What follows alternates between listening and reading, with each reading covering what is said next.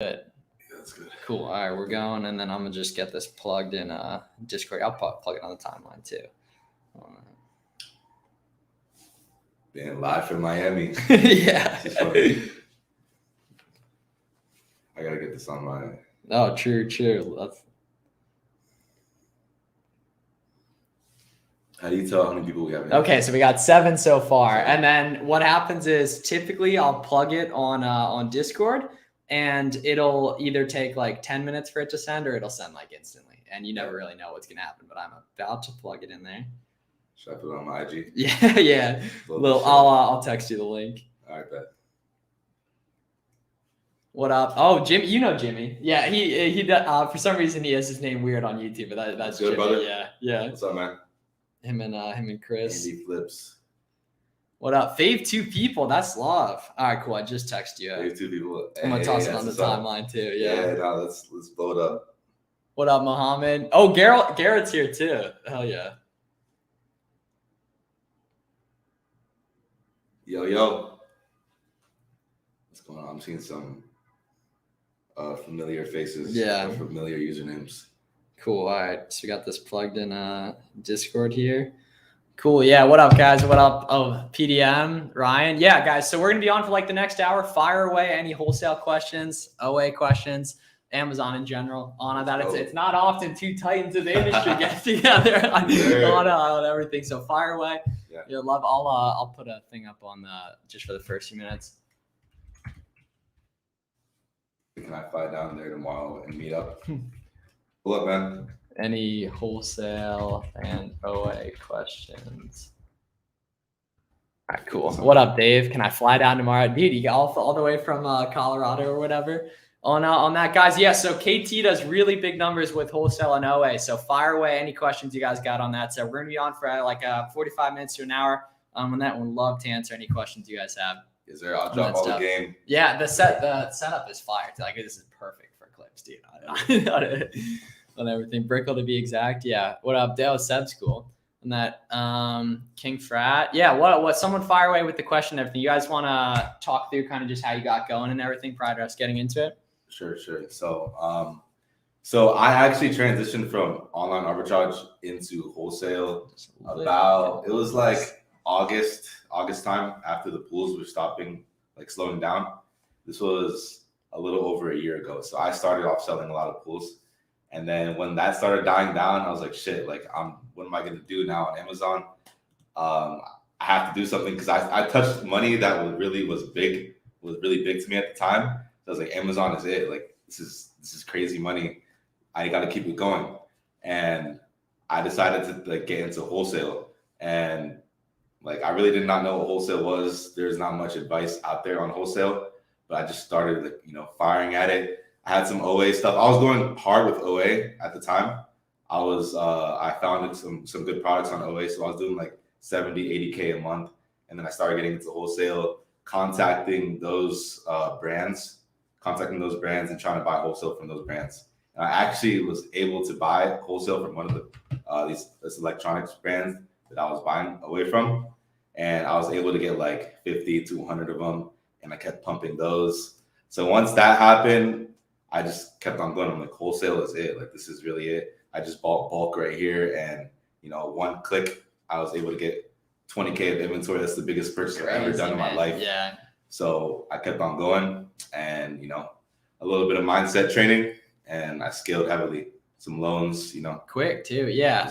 And now we got a ton of good questions and everything. This is good. Okay. So wholesale clients through farmers markets, that low key, if someone was really good at making listings and stuff, that'd be a good idea. I do mess with the farmers market too on that, but not as much as an outlet for wholesale clients and stuff, but definitely like trucks you see on the road and stuff like that. I've heard a lot of people do. Yeah. Actually, that's one good note. Like, every truck you see on the road, just take a look at it and see if it's a distributor, because these trucks are always on routes. And I've actually called trucks I've seen on the road, and I've seen some of my distributors on the road as well. So definitely got some game there. Yeah. So doing like the big numbers with wholesale and OA, what are the profit margins and ROI targets you have? And then how do you think about velocity and sales rank on stuff too? Nice. So when I first started off, profit margins weren't really crazy.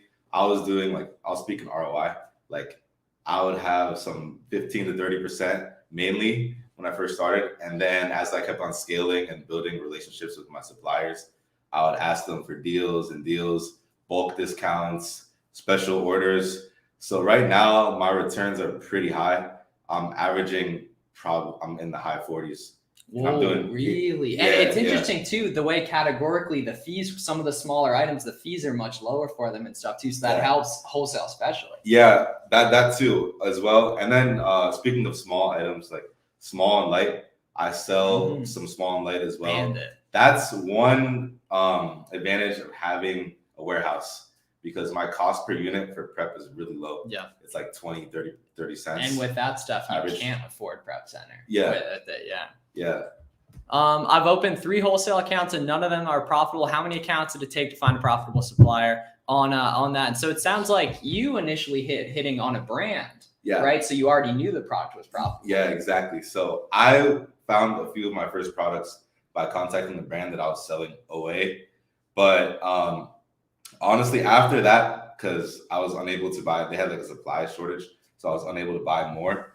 So I was going through so many distributors and not finding anything. I almost gave up at a point, honestly. Like I was close to giving up until I found like one banger distributor. I pulled up on them in person, actually.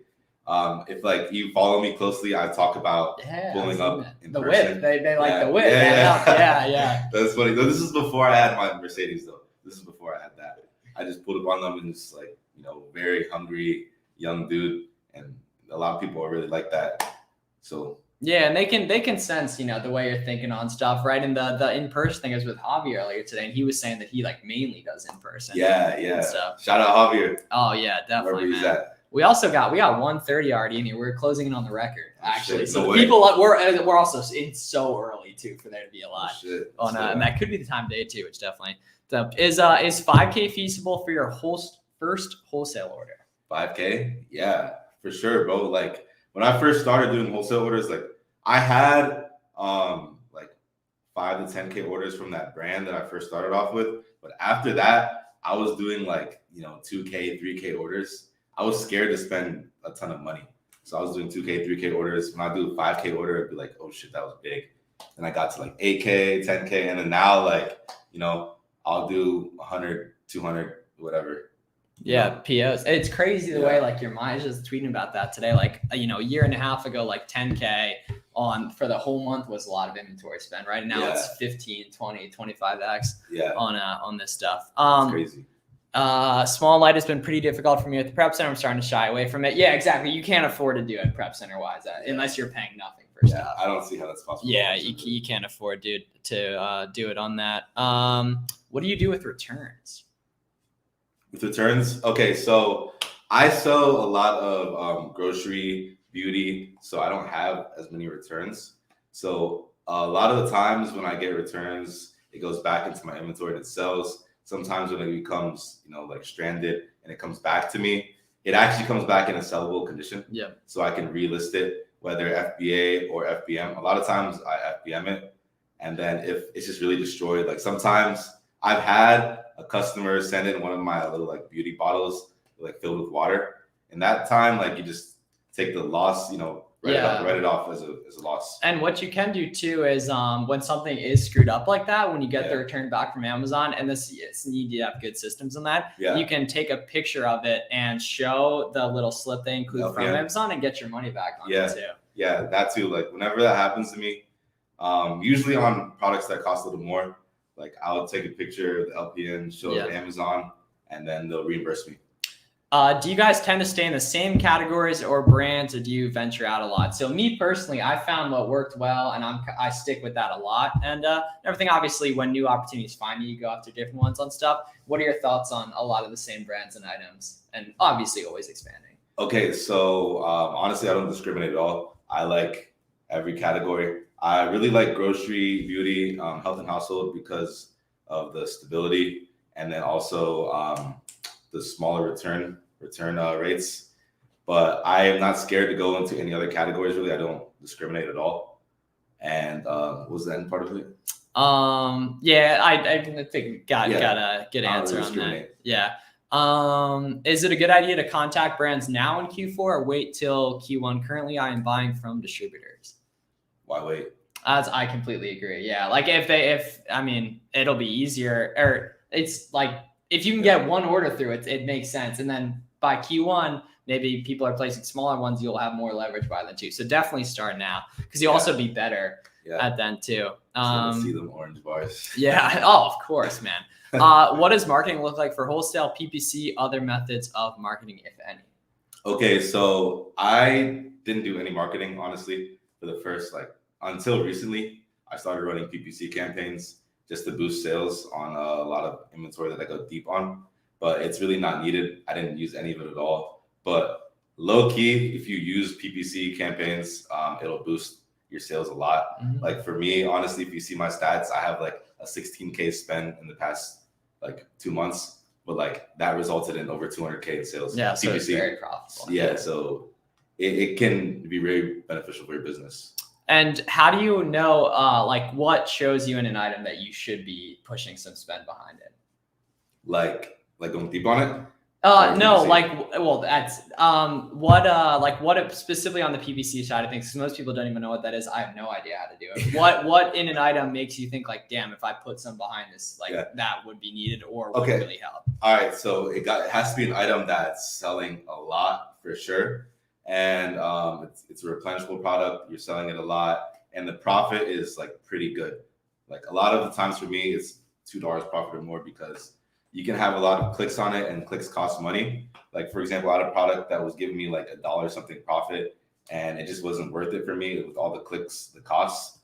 So I like to run it on items that give me more than $2 profit, $3 profit, and yeah, I set my bids to 2 cents to 5 cents. And then just, run it up. Do you guys buy from liquidation stores? No. Nah, no replenishability on that. Boy, Billy Flips in the building. About to get a story here. Flips? Oh, all right. How do you guys manage to find distributors or suppliers that are willing to sell to third-party sellers? Most of the time when I reach out to someone, they only supply brick-and-mortar sellers. All right, objection handling 101. Let's hear it.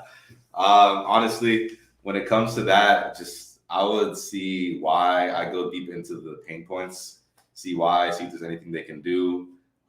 Sometimes just a hard no, and then you got to keep moving. If your main objection is that they only sell the brick and mortars, then I don't think you're reaching out to enough, honestly, because I've gotten that probably 50 times, and versus I've reached out to thousands of companies. Yeah, exactly. Thousands. Yeah, thousands. Volume, speed. Yeah. Speed and volume. Yeah, so people say they want to get into wholesale. I'm like, all right, call 500 distributors. Not a single person that has told me wholesale doesn't work has called 500 distributors. Not one. Is KT on other socials? Yeah, Twitter, maybe some YouTube coming soon, but definitely Instagram, Twitter, a little TikTok action as well. Yes, sir. So I'm on IG, KT Hustles, Twitter, same thing. YouTube, same thing, but I only post shorts right now. I'm about to get into Yeah, man, it just makes sense, right? Because you're already doing so much of that anyway on stuff. How many products do I got to sell to get the same view as you? A lot, man, a lot. That's Chris on that, yeah. Chris Peregrine said, how many products do I got to sell to get the same view as you? A lot, man, a lot. Chris is funny, man. Did opening more accounts help gauge more interest from other distributors? I'd assume indirectly via review counts and stuff like that. But I'm curious if you've leveraged any names or anything like that as leverage to get new accounts. Oh yeah, no, honestly, I'll say it. I always name drop people I work with. I use a competitor method. It sounds very credible. Hey, I'm calling to open up an account. I work with this person, and I work with all these individuals at these companies. Oh shit. This guy is he's not a joke. He's actually working with all these people.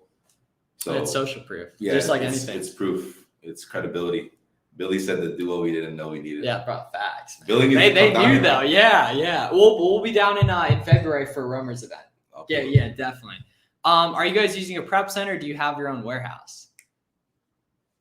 I have a warehouse. I've had a warehouse since mid-January. Yeah, why? Oh, wow. So almost a year on that. Yeah, and I just got a warehouse and actually do use a prep center as well for some stuff. Depending, are you any prep center action? I know you had asked me about it a little while ago. I wanted to because I did move to Miami. Yeah. And I was thinking of outsourcing my whole business to prep center, but it just doesn't work for me. And it clearly did work really well doing it the way you've done it. How does that work in terms of the warehouse management and stuff? Because dude, it's I can't imagine the trust involved in that shit. Yeah, there's a lot of trust involved. Yeah. I have really good really good managers there, really good workers, trustworthy. They kill it. I watch them on my cameras. Oh yeah, I watch my invoices. I watch my FBA shipments. Like I'm very involved, and it requires a lot. You got to be a good leader to do that shit because you're not there. You got to be hyping them up because it's better when you're in person. You're hyping your employees up all the time. I don't even call them my employees. I call them my team. Yeah. But yeah, it's a lot harder when you're far away. Like for sure, I don't recommend it, but you can do it. Yeah, and circumstantially, like for the like you had done a lot of good work to be able to do this and everything like that. Calling thousands of distributors is what it takes. You got to do so much. You got to do more than other people will do. Yes, if you do so much, if you think calling 10 distributors a day, if you call 100, it'll work way quicker. You guarantee yourself success on different stuff. It's the same thing with sourcing. It's the same thing with content, anything like that. Just more than everyone else will. Because, me and you think about Amazon way more than other people. We've been doing it longer than other people. You got to get completely indoctrinated around it that this will work and it will take a long time. I drank a bang and reached out to 130 distributors in a day. Bad for the heart, man. Anyways, I'm doing OA until I get to 10K sales. Should I keep this goal going or just start with my 10K? Well, if you really called 130 distributors, I'm surprised nothing good happened. But that could have just been you happened to call 130 out of the 500 you had on the list and it was all no's, whatever on that. I would say, honestly, I mean, if you're willing to do that, you'll succeed with whatever you do if you do it long enough. So either one, I'd say. Yeah, so I don't recommend drinking the bang and doing that. But facts. Maybe look at your scripts, look at why you got denied on all of them. Yeah. Think about that because a lot of it is confidence too. You got to come at them correctly. Got to come at them strong. It is a volume game, but you don't want to just aimlessly shoot. You want to come in strong in every single approach too. So it does take a lot of energy. Do you work with brands directly or just suppliers directly and no OA? All right, so I do both. I work with mainly distributors, though. Most of my inventory comes from distributors. I do have some brand direct accounts that I use too.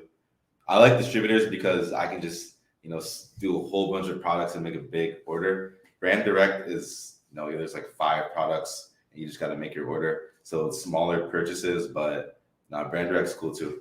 Calling on your own or VA's software, emails, or a combination of them all? What's the outreach methods? All right, the outreach. I honestly made all the calls by myself.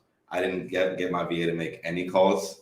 And then I had my VA sending out emails though using my script, my same phone script, just mass emails. I had some success with that. But calling is the most effective way, in my opinion.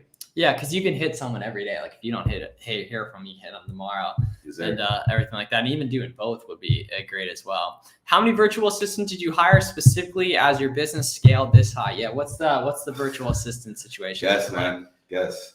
Oh, okay. Yeah, let's get some in the chat. Give us some guesses on the VAs in the chat. How many VAs y'all think I have? Yeah. Why do you sell? Whoa, chill, biscuit. How do you get national distributors? How do you find them besides Google? Because a lot of the good ones are not on Google. You start with the ones on Google and then you work your way up as you get more confidence, conviction, insider secrets. All right, 75. I'll take the under on that for sure. Not too much. 41 VA. Oh, my boy Derek's in here. 6. Mr. Oswald, 8. I'll go with 4. I have 1. 1. Oh, is it the same one from the spring? Yeah, the same dude. Yeah, I have the same one. And then someone was asking about Google. So yeah, Google is good. Google helps with local as well because it can target your local area. And then also Smart Scout allows you to scrape brands, every single brand that's selling on Amazon. So you can, put in on Smart Scout health and household brands going from 10K in revenue to 5 million. That'll scrape a ton of brands, hundreds, maybe 1,000. And then you have your leads list right there. You can contact them and just try to get those open. See what distributors they sell to.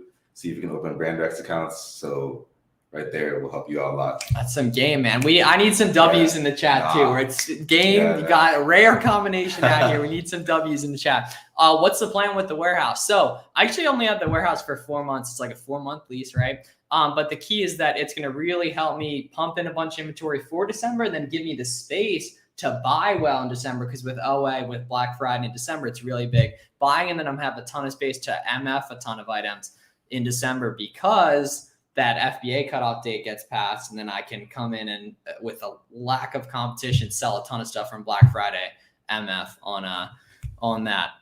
Everyone I know hates Cellaramp. Damn. on that. But keep what do you reprice them with? I reprice with Aura, and honestly, I can't say people hate SellerAmp. Like SellerAmp is like it's a goat. Yeah. I'm surprised you're not. Have you tried SmartScale? Me? Yeah. I just said it. Seller Snap. Yeah, I've tried Seller Snap. And Aura bet. I like better Aura. for you. I like Gotcha. Aura. Yeah, because Javier was saying that Seller Snap increased his average profit by like 2 to 3%. On Seller Snap? Like Seller Snap and everything. So I mean, he like makes sense. Yeah. Best software to use. Yeah, keep SellerAmp in terms of like managing stuff. 2D workflow. Yeah, I use 2D workflow. Oh yeah, Javier. Shout out Larry too. Yeah, like literally, that's exactly what we said in the video today. BQL kind of mid repriced, to be honest. Yeah, try out some other ones then. Seller Snap better than BQL in my eye. It's like $400 a month on that. What price catalogs can I use? Price catalogs. So for scanning catalogs, Smart Scout, Scan Unlimited, or manual. And honestly, manually scanning is the most effective way to scan because these softwares, little do you know, they're not that accurate as you may think. You know, they're caching 50, 60% of the products.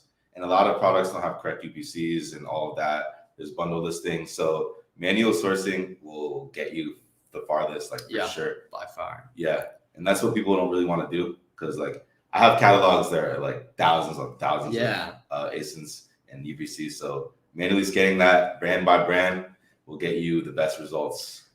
Yeah, I wonder if what you could do with that, I'm sure you've thought of, some other people have thought of this, is like scanning, but setting the criteria like really, really broad and then coming down manually from that just to get like the junk out of it or whatever. But like the ASIN UPC matches, the bundles like that stuff is never going to be caught in that. And that's just for the people who go manually. I scan very, very broad. Yeah. So I don't miss out on anything. Yeah. Do you create listings or do the listings already exist? Yes, that is the beauty of selling on Amazon, wholesale and OA specifically. The products you're selling, the listings already exist. They're already in demand. People are already searching for them on Amazon. And the way you differentiate yourself is you actually don't focus on differentiating yourself. You just price competitively via FBA and people buy them. There's what's called the buy box and it rotates through. It gets people different sales on that. So it's basically just what we do is just sell name brand products. The listings already exist. They're in demand. People are already buying them, already reviewing them, and you just get supply and good things happen. Yes, sir. I'll answer Kurt's question real quick. Why is 2D helpful? It's because it helps the whole process of, creating FBA shipments. It really helps it out. My employees love it. And then also when it comes to inventory checking in, it goes into receiving really fast versus if you're just sending inventory in just like that. Why is that it's quicker too? It's because they scan the boxes and it's not like they're going through picking and packing everything. They scan the boxes and it goes into receiving. Like when I have my shipment checked in, I receive all the units within like a day or something, or sometimes less. Why do you do FBM? That shit is trash. Everyone goes FBA. I'm more so talking about in December when you can't FBA stuff. Why do you sell 70,000 ranked products? They don't move.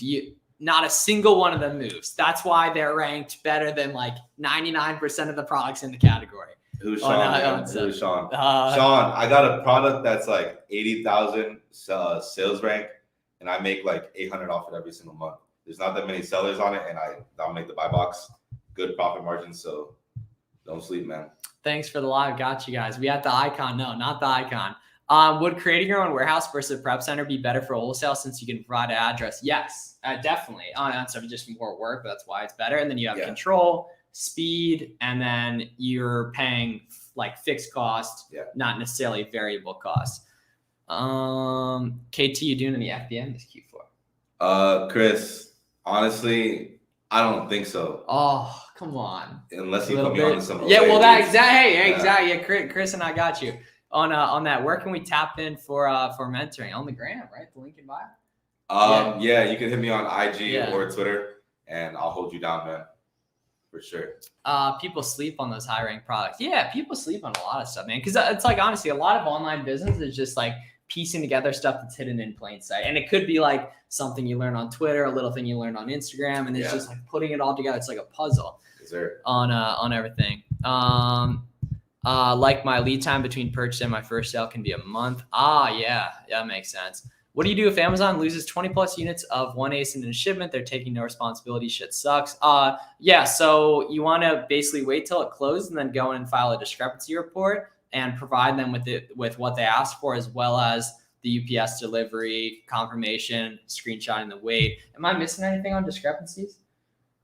Yeah, honestly, like they kind of do take care of me, to be honest. On that stuff. Yeah, Amazon, just keep going, keep approaching them. They're really usually like, I don't ever worry about it. Like they always reimburse me. Yeah, and either way, like occasionally they just lose stuff, but and then you have the type of item where you reprice up $30 or whatever on one unit and stuff. I sent an item in with no sales rank and literally sold in less than a week. Why would people say to stay away from those items? Yeah, so that's important on the no sales rank. Check the Keepa. If the Keepa shows that it's selling, it could just be a glitch that there's no rank on it, and it's a good opportunity.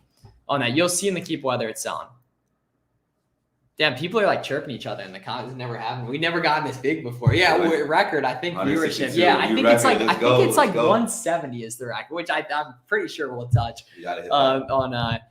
And you don't have an invoice that meets the requirements. That is not true. Email receipts work. I've seen a blank invoice work for ungating. On that stuff. Ooh, this is good. I like this. Okay, what was your hiring and training process for the warehouse team? Oh shit, man, that's a whole nother. Yeah, that's the sauce. Yeah, my hiring and training. So it started off obviously having one of my first team members label all products, learn some of my inventory. Learn the 2-packs, the 3-packs, the singles, just learn all of that, label them, and then I'll do a little fast, and then we got onto the process of like creating FBA shipments. So I would create the shipment, give them the labels, and they'll label it based upon what's in each box. They'll keep count of everything in each box. And then I showed him how to create FBA shipments. And then from there, creating FBA shipments, that's like almost all of it right there. So learning your inventory, knowing your labeling, creating FBA shipments, and then keeping track of inventory. So I just relay my invoices to them, and they got it all right there. Just check it off when they're prepped and sent out.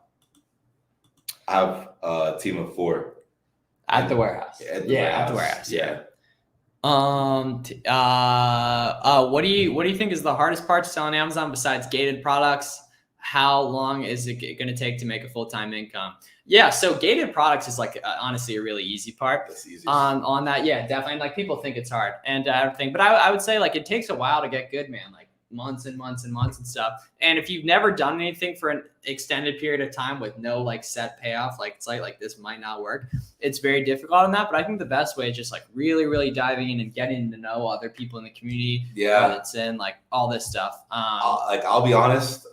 There's a little learning curve, and like there's stuff that you would not think. There's stuff that I know that you will not. Yeah, and you only find it by doing it. Yeah, so you really gotta just do it or talk to someone who's doing it. Yeah. Yeah. Any site you can ungate from should be fine. Walmart or Target. I've not seen Walmart work. On that, I think there was a good question. Make Billy work in the warehouse. Facts. Billy, man, I got a job application. Yeah. Oh, I like this one. Okay. Billy's too rich. Yeah, facts. Virtual assistant training process. All right, so I'll give mine. You can give yours. It starts before you hire him, right? You need to have someone that's qualified that can do the job. On that, you need to, in your job application, you want to put like a stipulation like XYZ, you'll do this, this, and this, and also like send me an email of a picture of a horse, or like send me a screen, send me an Excel sheet with the colors of the rainbow on it. You got to make sure they're serious, right? Because that automatically weeds out 50% of people on that. And then once they're actually hired, what I like to do is like a week-long trial where you pay them, right, just to make sure they're good. Done this with video editors recently, and then it's ultimately just going ahead and really working with them for months to get them up to speed and everything like that. What about yours? So for me, for my VA, honestly, it was a long time coming, but after the hiring process is where it gets hard. Like, keeping him accountable, making him do everything. So I would get on calls with my VA like every week, maybe twice a week, get on Zoom calls with him and tell him, okay, this is what you got to do, this is what you got to do. Walk him through it on Zoom. This is before I knew about like Loom and recording. Oh, yeah. So much quicker, man. Now all I do is like when I want my VA to do something, I'll just make a long like 10-minute video on Loom. Yeah. Like, yo, check your email, send it to him. Boom. How long you been doing this? So I've been doing it since July 2019, but I didn't really figure it out till March of 2021. How about you? What was the question? How long you been doing this? Oh, so I started in December 2020, and I got into wholesale around last July, August, when pools were dying down is when I got into it. I see Wi-Fi Bone asked me, did I have any mentors? So I did buy a course, but I never really had any mentors like that. Mm-hmm. Oh no, that Wi-Fi Bone, that's a good name. Do I know him? Do I know him? Okay. Oh, okay. I do not recognize the profile pictures. I know. On that Luton the Goat facts. On that. So tell us about the pool hustle back in the day, man, because that's how I originally know you from, on that driving around and stuff. Talk about that. The pool hustle, man. Yeah. Oh, the pool hustle was crazy. So I started selling pools like 2 years ago, and I did very well, but they were really hard to get 2 years ago. But last summer, they were not as hard to get. So I was just going and renting a U-Haul every day and just going all across Virginia, Maryland, and just buying as many pools as I could, filling up the truck every single day.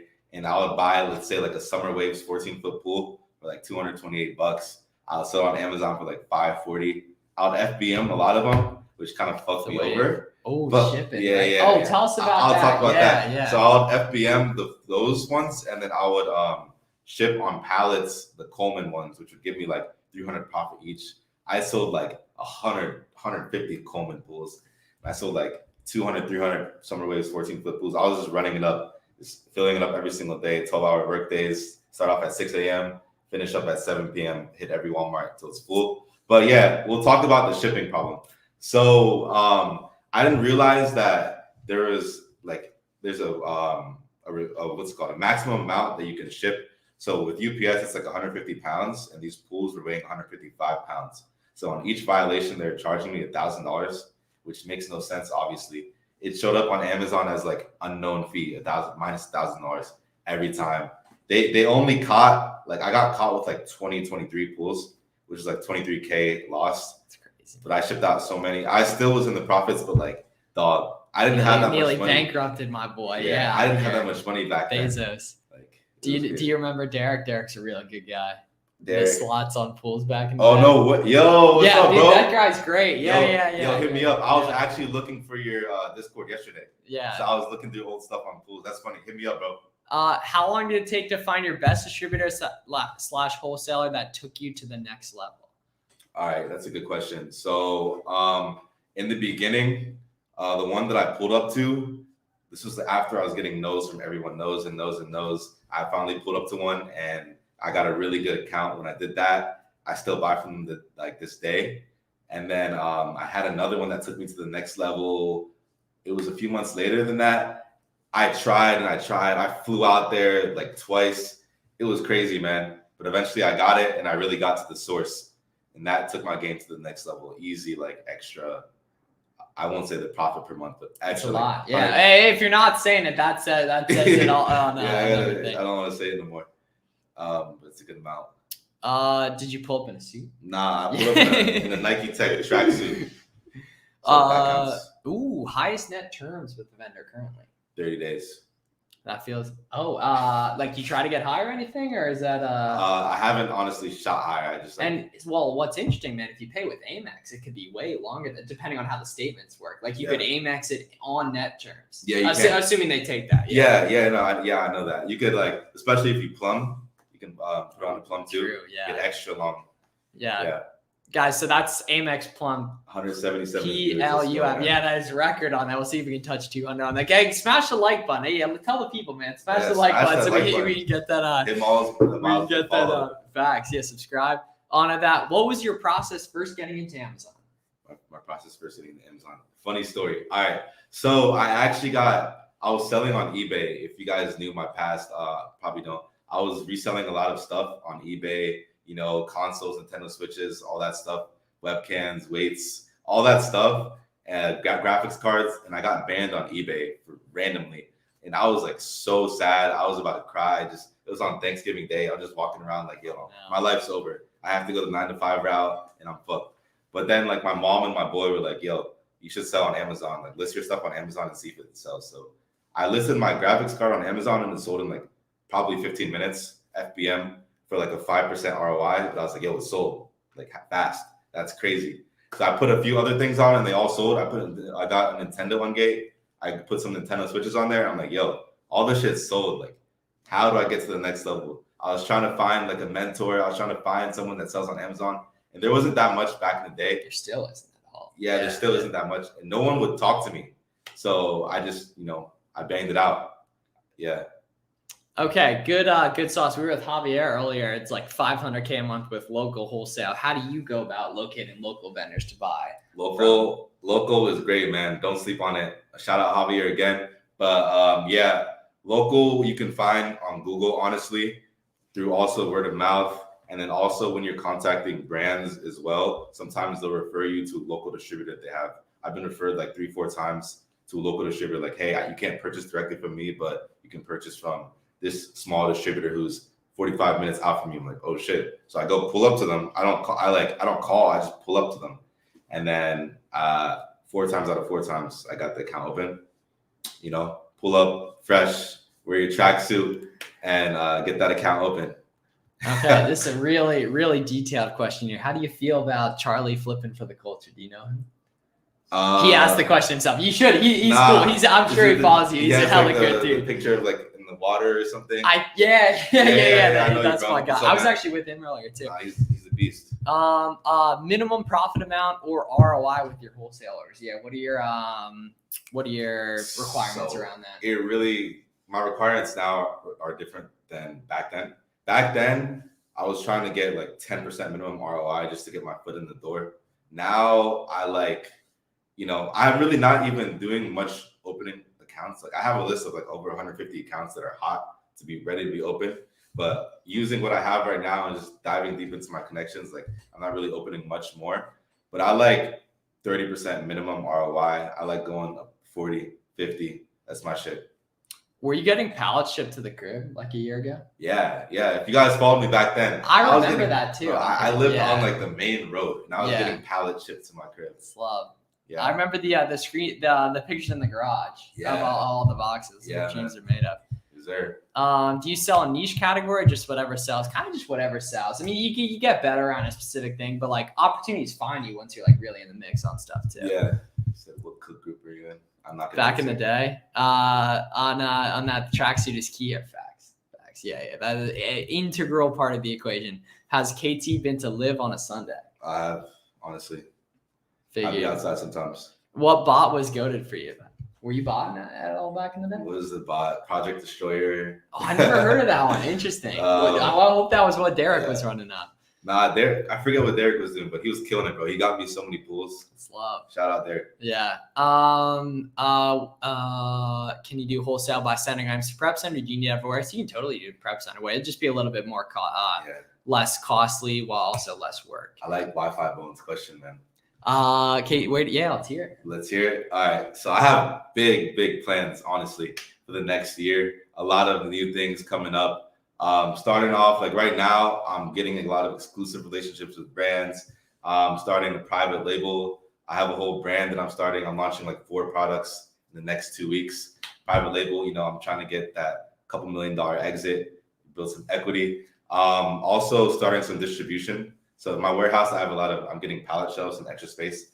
And I have a lot of excess inventory. So for some of you guys in here that want, some of KT's inventory. Yeah, that like really makes sense, man. That really does I've done a few deals already. Yeah. But I'm going to start getting that built up. So I have big plans for the future. Private label, wholesale, we're going to the moon. I messed up. You doing any OA still? Honestly, like my last few OA products recently died.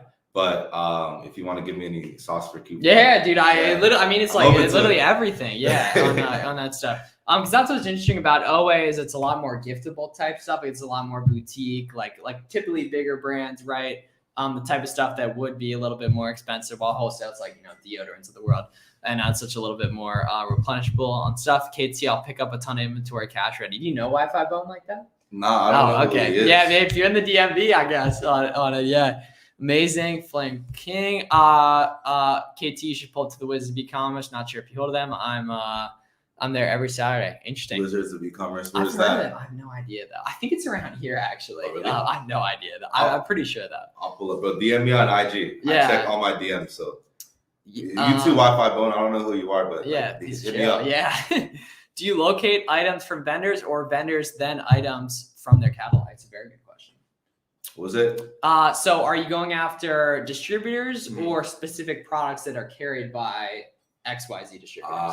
Okay. So both, to be honest. Like when it comes to distributors, a lot of the times I just hit up distributors, but sometimes I'm looking for a product. A lot of times to find those winners, I'm like brand chasing. I'm trying to get this brand. Like I see there's 10 people on it. I need it. So I'm just brand chasing. I'm calling the brand. I'm asking for distributors. I find the distributors and I'm hounding the distributors. So a lot of the times my big winners are from just like brand chasing.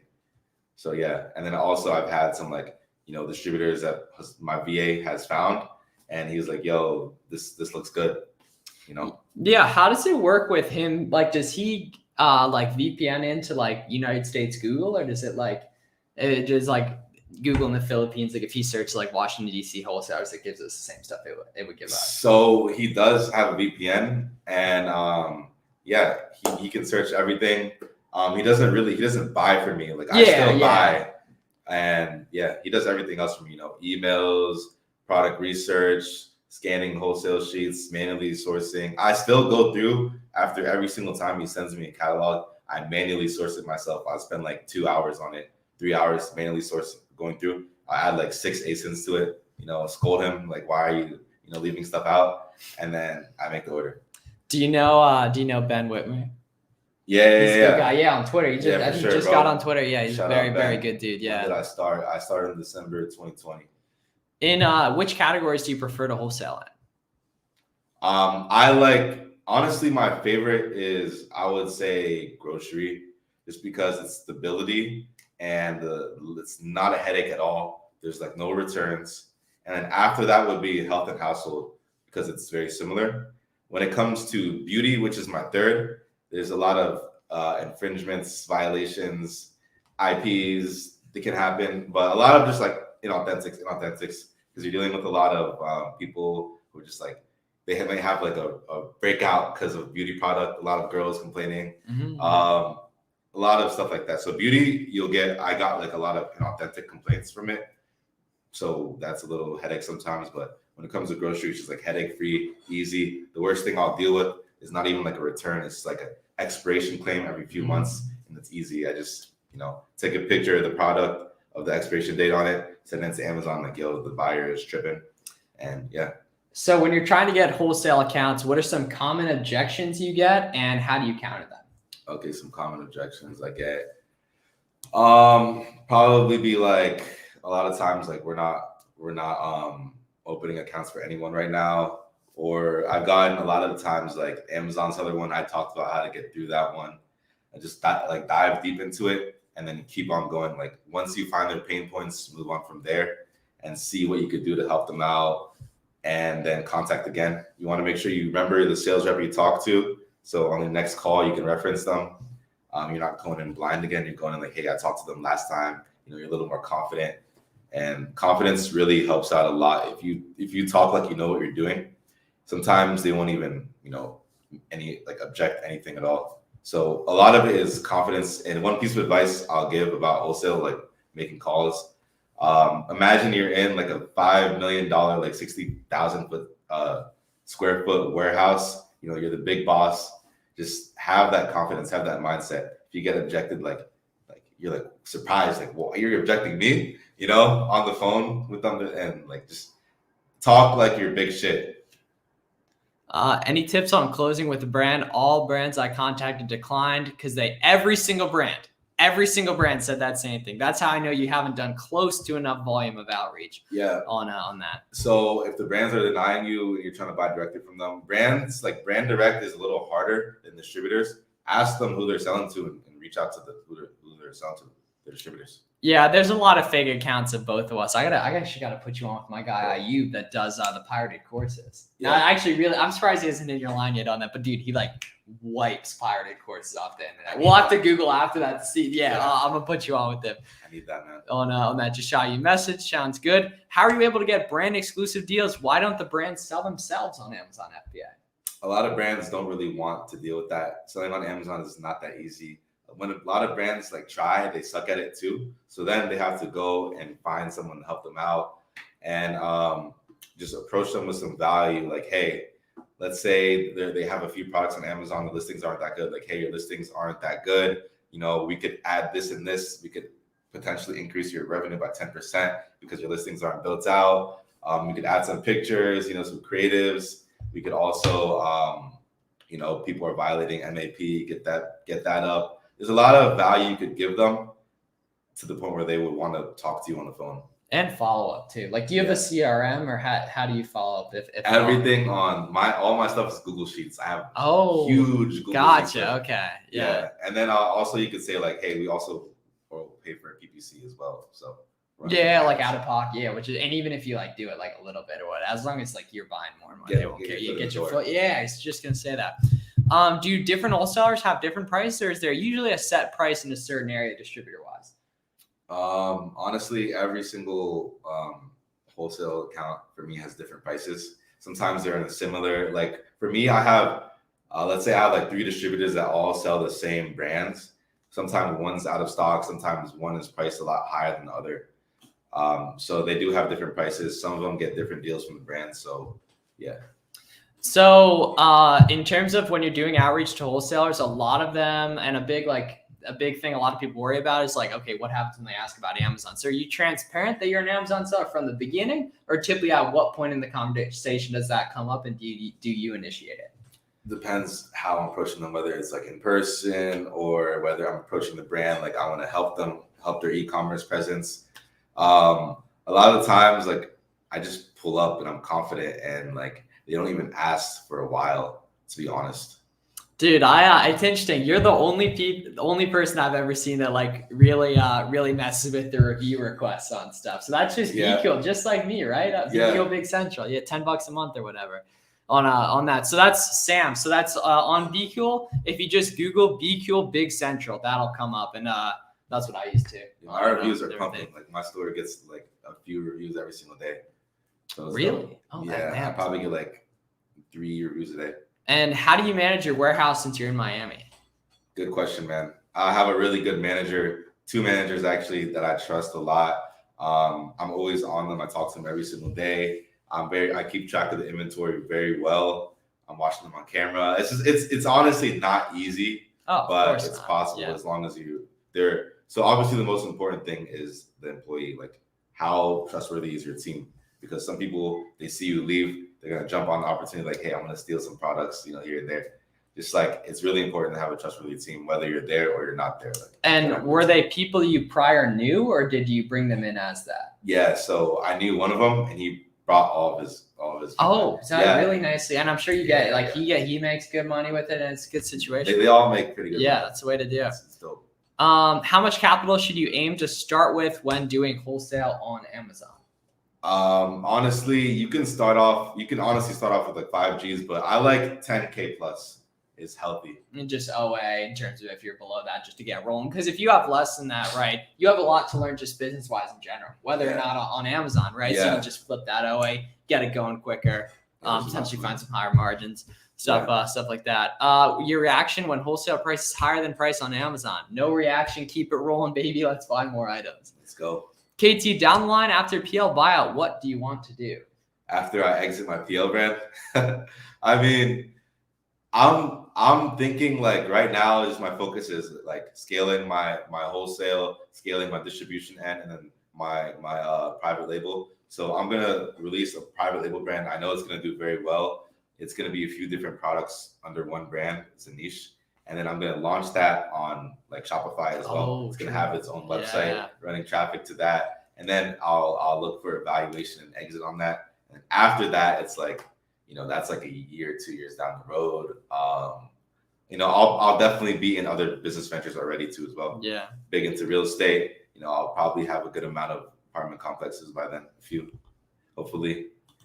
For sure. Yeah. On that.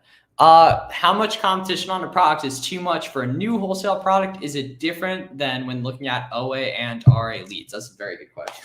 Dude, hold on. I just laughed at Will's comment. That's funny. How much competition on a product is too much for a new wholesale product? So how much is too much? It's really dependent. Yeah, like you'll see it in the price action if it's too much. You know what I mean? Like if the competition's going up, typically the price is going up. Typically you'll see it, and sometimes it lags a little bit on that, but maybe just disproportionate buy box share. Like are you looking at that? Because with wholesale that matters. Definitely. Yeah. I always look at the buy box share as well. And also I go deeper into why they may have a lot of buy box share. But honestly, like listings that have, I would say like it really depends, because sometimes you have a listing with like 40 people on it, but only 6 of them are competitive. Everyone else is just priced too high because they're not getting good deals. So it really is dependent on how many competitive people or how many sales are coming, because this is the listing. It's a lot. What do you use for P&L? For P&L? Yeah. Honestly, I still use Inventory Labs and QuickBooks. Yeah, because Inventory Labs is like very close to perfect, but definitely not perfect. And QuickBooks, you can see like what's actually leaving. Yeah. And such. Drop the skincare routine. No, that's funny. I mean, just drink water. Eat healthy. Yeah, you get sunlight, man, for sure. Yeah. On that. Miles, are you still shelling shoes? Absolutely. How do you navigate around IP complaints? On that, yeah. So it's basically just selling brands that don't historically IP, which you see via SellerAmp on that, and then checking the competition as well to see if there's a drastic drop off at all on there. Yeah, that was a funny ass comment on that. Yeah. So Casey, do you have a girlfriend? Nah, man, I don't talk to girls. Gotcha. Okay. How much to moon your neighbors in front? Oh, too much. Do you have any real estate right now? Any investments in general? Or you pretty focused on that stuff? I'm really focused on Amazon and my businesses, and I invest in mentorship a lot. I invest in myself. You know, I like to buy watches. I'm about to get a new car. Like, ooh, Lambo? Yeah. Bro, I can't believe you didn't have the Lambo yet when I come down. Are you getting a Lambo? Yeah. Oh my, all right, cool. Well, February for sure. Yeah, so I invest a lot into myself and mentorship, and that just drives my income up heavily. So that's always good to invest in yourself too. Amazon is a better ROI with your own money than pretty much any other investment. Oh, definitely. I mean, it's more work, but yeah, in terms of ROI, you're not going to find better than that. Yeah, because like I have a good amount of money other ways, and I'm just thinking like, what should I do with it? I always dump it back into Amazon. Yeah, because you just can't beat, and it's like it's very like you don't need to put a ton of thought into it. It's just another cog in the system. Just keep it rolling. Yeah. On that. Any mentor when you started? Nah, I bought a course, but I didn't really have any mentorship. I wish, like, you guys wouldn't believe how many people denied me. Like, nah, man, I'm not letting you join my group, or ignoring me, all that shit. I have a lot of like old DMs of me just like begging for mentorship. Oh, we up now. Yeah, now. Yeah. Part of the reason why I offer mentorship, because like I like to see those young hustlers. Shout out Chris is still here. Yeah, Chris is gonna be rich. Yeah. Shout out to Chris. But yeah, man, I was in that same situation and no one would talk to me. It was a lot harder, like when I first started. Yeah, there's a much more community based now. There's like a lot more people that do it, and I feel like we helped with that definitely. You meet Timepiece Trading yet? Nah, not yet. I'll pull up there. Interesting. Have you considered wholesaling pet treats or products? You probably have, yeah. Yeah, I've considered it. I've considered a lot of stuff. I had an opportunity there, didn't pursue it really. Hands were full. So yeah, I haven't. Did I go to college? Me? Yeah, I did go to college. I did too, yeah. Graduated finance degree. Never used it. Nah. It's interesting though. Like that stuff, like it really did teach me how to like sit down and focus on something. Now, like exams, I used to be grinding during exams and stuff, man. Like it did teach me focus, which totally translated this. And that's what most people are missing. Is that they never went hard with anything, never played sports. Yeah. They never like were doing business growing up, and they weren't going super hard in school. Like if you never exerted like a ungodly amount of effort on one thing, like I would do like long hours studying and stuff, and now it translates so much to this. Luckily now this is a vehicle that improves everything in our lives. Yeah, I remember like finals, I would be going in like 8 hours before an exam, ace that shit. Grinding, and that really taught me. Now I'm like, I would grind 8 hours doing product sourcing or like scanning wholesale sheets, which honestly is harder than anything in school. Not harder, but it takes money on the line. It's money on the line. It takes your mental energy. Once you guys get into wholesale, you understand. Are you uploading the street play? Yeah, I'm gonna leave it unlisted as well as I'll definitely leave it on overnight, maybe even for a day or two, and then we're gonna have a ton of clips from this on that. Thoughts on brands with map policies? With map policies, still cool. As long as you're very profitable and you want to be careful for like big Titan sellers on those listings that have been on there for a long time and $5 stats. Cool. We'll keep rolling for like 10 more minutes or so. Yeah, it's cool. Cool. Absolutely. Why don't you do wholesale? I just haven't gotten into it. I just keep just buying more and more stuff. I think OA really does tap out around like 300 a month consistently. Like it just makes no sense not to do wholesale. You know what I mean? Like, and I'm like right below that, so I should start doing something. Yeah, the max I got with OA was like 100 a month, I think. Yeah. And I'm like lucky with the sales tax advantage and then like certain order cancel avoidance mechanisms. Top number one tip from someone to go from 50K a month to 5K a month. Honestly, like enough to where if you can just acquire more good items, your sales will skyrocket. Yeah. On stuff. Am I missing anything on that? From 50K to what? 5K to 50K. Oh, to 5K to 50K. Yeah, man. Just build up your inventory. You guys offer. Hey, I don't have a Lambo, but can't afford 1080p live. You're still in here, Max. You're still in here. He's a hater. I just ordered a new webcam. Okay, I'm a little old school, Like the mic's good, and everything. You got the nice setup and everything. Do you ever worry that a lot of this could be temporary, considering how easily Amazon can suspend you? Your job can fire you. College can kick you out. Bro, everything in life is a risk. In order to be successful, you have to take a risk in some sort of way. So change mindset. Yeah, bro, you can't be sitting there with your grandkids and look them in the eyes and tell them the mansion could have been bigger, the Lambo could have been hard because I didn't buy more of those beauty items, man. You gotta go hard on something. Either way, let's say everything does fall apart, right? We're still young. You have all the skills. You have all the network you built up. Could get back 50% of it in a year or 100% of it in a year so easy 100%. on stuff. No idea. A lot of good comments in here. Shout out all y'all, all money and shout out Paul. How many ASINs am I usually selling? Yeah, a couple. Should I tell him to guess? Yeah. Oh yeah. Okay. Well, yes. Fuck. We already. Yeah. Actually, not. Yeah. I have like 100 ASINs. If you had to start from scratch, how long do you think it would take to get to the same level you're at? Year and a half, 2 years, right around that. Yeah, because it's like a lot of it. Some of it did really compound, like the network, the knowledge, all that really does compound. I would say network is pretty big. Everything for me, relationships, relationships with other sellers, relationships with my distributors, sales reps. I'm big on relationships. That's what's helped me out. Cool, guys. Yeah, so fire away on some final questions. We'll keep rolling on it for a couple more minutes.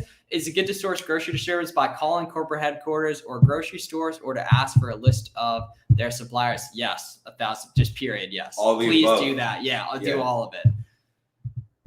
Is there...